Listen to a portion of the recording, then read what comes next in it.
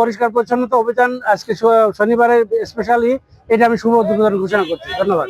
সরকারের পরিচ্ছন্নতা অভিযানের অংশ হিসাবে প্রতিদিনই পৌরসভা বিভিন্ন পর্যায়ের পরিষ্কার পরিচ্ছন্নতার কার্যক্রম করে।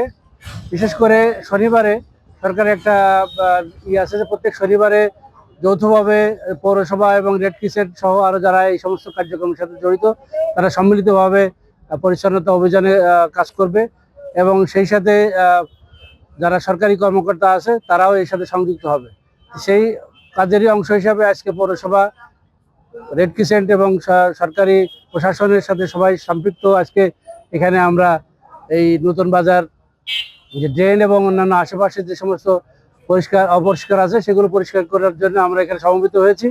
আমরা আশা করি যে এটা অব্যাহত থাকবে এবং আগামী দিনগুলো যেটা রেনি সিজন আসছে সেখানে যদি পরিষ্কার পরিচ্ছন্নতা না থাকে, ড্রেনগুলো যদি উপচে পড়ে, সেক্ষেত্রে জনসাধারণের অসুবিধা হবে।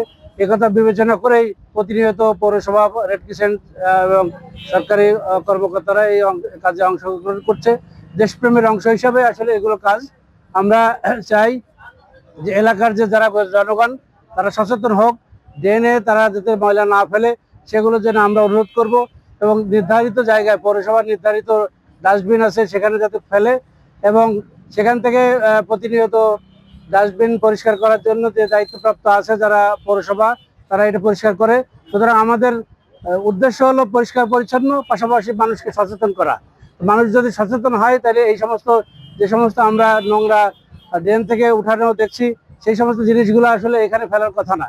তারপরেও তারা ফেলে। আমরা অনুরোধ করব আগামীতে আমরা সবাই মিলে যাতে দেশকে ভালো রাখতে পারি, মাগুরাকে ভালো রাখতে পারি। সেজন্য মাগুরাবাসীর প্রতি অনুরোধ যে আমরা পরিষ্কার নিজেরা করব এবং অন্যকেও পরিষ্কার পরিচ্ছন্নতায় উদ্বুদ্ধ করব।